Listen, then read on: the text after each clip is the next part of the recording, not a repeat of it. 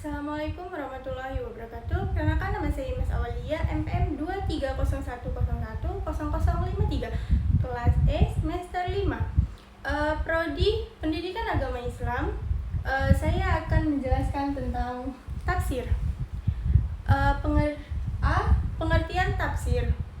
Kata tafsir berasal dari bahasa Arab fasyara yufasiru tafsiran, yang artinya menjelaskan, menerangkan, atau menyikapi sesuatu yang tersembunyi. Jadi, secara bahasa, tafsir berarti menjelaskan sesuatu yang belum jelas.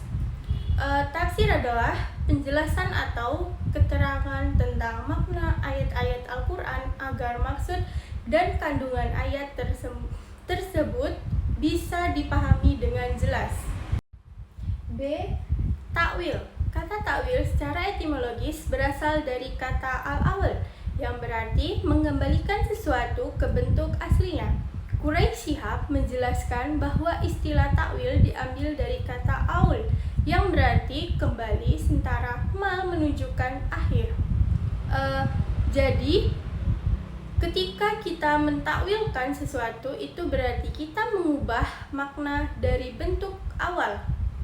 Dengan kata lain, takwil mengarahkan pada pemahaman makna kata atau kalimat ke arah yang berbeda dari makna harfiah yang biasanya dikenal. Abdur Rasul Al-Ghifar menyatakan bahwa takwil adalah proses mengembalikan suatu kata atau kalimat kepada makna yang tersembunyi, menjatuhkannya dari makna yang nampak atau harfiah.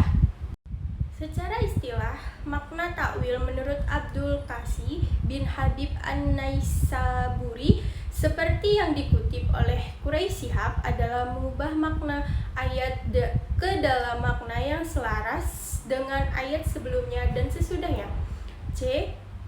Terjemah. Kata terjemah diambil dari bahasa Arab, yaitu tarzama, yang berarti menjelaskan dan mengartikan menggunakan bahasa lain.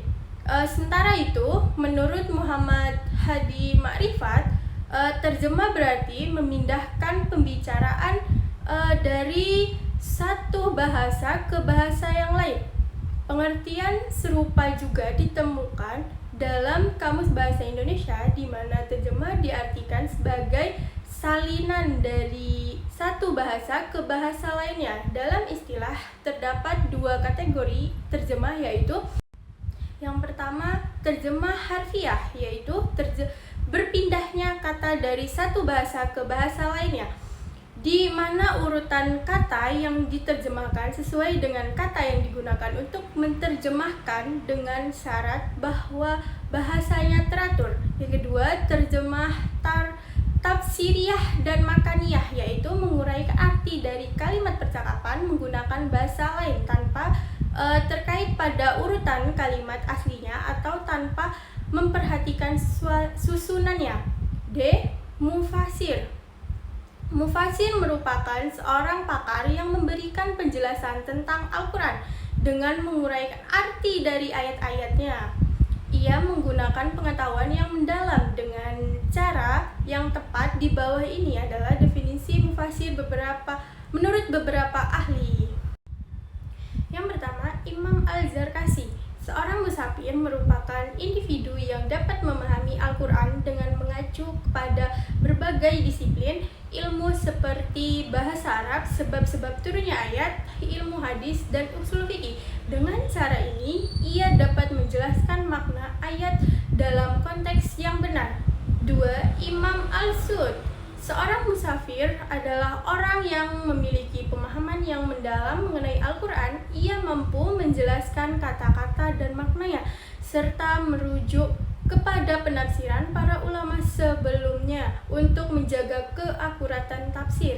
Yang ketiga, Muhammad Abduh. Menurut pandangan Muhammad Abduh, seorang mufasir berusaha menghubungkan pemahaman Al-Quran dengan kebutuhan dan kondisi masa kini masyarakat dengan tetap menjaga prinsip-prinsip Islam. 4. Ibnu Tamiyah. Mufasir adalah individu yang menjelaskan Al-Quran dengan merujuk pada Al-Quran itu sendiri, hadis Nabi, dan pandangan para sahabat serta tabi'in. Ia seharusnya menjauhi takwil yang didasarkan pada dalil yang sahih. 5. Syekh Muhammad Al-Ghazali. Mufasir adalah seorang yang tidak hanya memahami teks Al-Quran, tetapi juga mampu menemukan hikmah dan nilai moral yang relevan dengan perubahan sosial dan budaya di masyarakat. Syarat-syarat fasir. Para ulama menekankan sejumlah syarat bagi seseorang yang ingin menjadi musafir, antara lain 1. Menguasai bahasa Arab dan cabang-cabangnya. Seorang musafir harus bisa memahami bahasa Arab dengan baik karena Al-Quran diturunkan dalam bahasa Arab.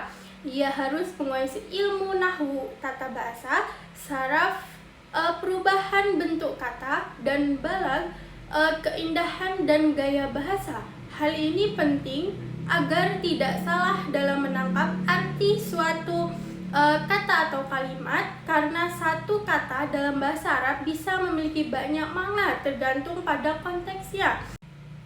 2. Mengetahui ilmu qiraat agar tidak salah membaca ayat. Ilmu qiraat adalah ilmu tentang cara membaca Al-Quran dengan benar sesuai dengan kaidah yang diajarkan Nabi Muhammad SAW. Seorang musafir perlu memahaminya karena perbedaan dalam cara membaca bisa berpengaruh pada makna ayat. Dengan menguasai ilmu qiraat, ia tidak akan salah dalam memahami kandungan ayat. Yang ketiga, menguasai usul fikih untuk memahami hukum syariat. Usul fikih adalah ilmu yang digunakan untuk memahami cara mengambil hukum dari Al-Quran dan hadis. Dengan ilmu ini, mufasir bisa membedakan makna ayat yang bersifat umum dan mana yang khusus, serta memahami ayat-ayat hukum dengan benar. Hal ini membantu agar penafsiran tidak bertetanggaan dengan syariat Islam. Yang keempat, mengetahui asbabun nuzul, sebab turunnya ayat. Asbabun nuzul berarti mengetahui peristiwa atau alasan yang menyebabkan turunnya ayat tertentu. Pengetahuan ini penting agar mufasir dapat memahami konteks ayat secara tepat. Misalnya, ada ayat yang turun karena kejadian tertentu di masa Nabi dan tanpa mengetahui sebabnya, seseorang yang salah dalam memahami maksud ayat tersebut. 5. Memahami hadis Nabi SAW sebagai penjelasan Al-Quran. Banyak ayat Al-Quran yang penjelasannya terdapat dalam hadis Nabi. Oleh karena itu, seorang mufasir harus memahami hadis agar bisa menjelaskan ayat dengan benar sesuai dengan penjelasan Rasulullah SAW. Tanpa memahami hadis, tafsir bisa menjadi tidak lengkap atau bahkan salah arah. 6. Berkaidah lurus dan berpegang pada ahlul sunnah wal jamaah. Seorang mufasir harus memiliki keyakinan yang benar sesuai ajaran Islam. Ia tidak boleh mengikuti pemikiran yang menyimpang. Dengan berpegang pada akidah yang lurus, mufasir akan menafsirkan ayat dengan niat mencari kebenaran, bukan untuk membenarkan pendapat atau kelompok tertentu. 7. Ikhlas dan menjauhi hawa nafsu dalam menafsirkan ayat. Dalam menafsirkan Al-Quran, seorang mufasir harus memiliki niat yang tulus karena Allah Subhanahu wa Ta'ala, bukan untuk mencari keuntungan pribadi, pujian, atau kepentingan dunia. Ia juga harus menahan diri dari hawa nafsu agar tidak menafsirkan ayat sesuai dengan keinginannya sendiri. Dengan keikhlasan, hasil tafsirannya akan lebih jujur dan mendekati kebenarannya. Penyusunan kitab tafsir. Sepanjang sejarah Islam, banyak ulama besar yang menyusun kitab tafsir.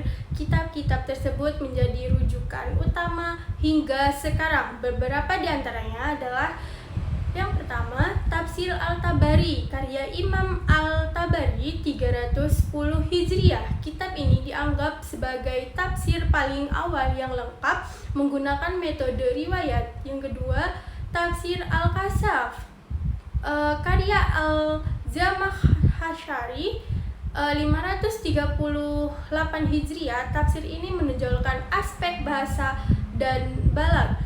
Yang ketiga, Tafsir Al-Qurtubi, karya Imam Qurtubi 671 Hijriah. Fokus tafsir ini adalah hukum-hukum yang terkandung dalam Al-Quran. 4.